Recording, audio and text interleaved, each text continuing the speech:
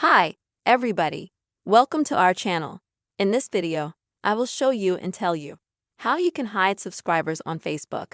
Please subscribe to the channel, put your likes, write your comments. Let's get started. First of all, you and I need to go to Facebook. Then in the bottom right corner, go to the menu section. In the upper right corner, click on the gear to go to settings and privacy. Then you have to scroll down. And here find the section called Subscribers and Public Content. Click on that.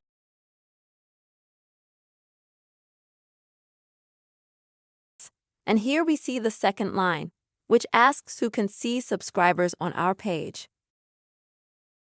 On Facebook, the default setting is that everyone can see our followers. So if we click on that, we see that we're given a little bit of a choice. Our followers can be seen by everyone, or only our friends, or if we want complete privacy in this matter. Then you choose the last option, just us. And then only you can see your Facebook followers. I hope this video was helpful for you. Don't forget to like and comment.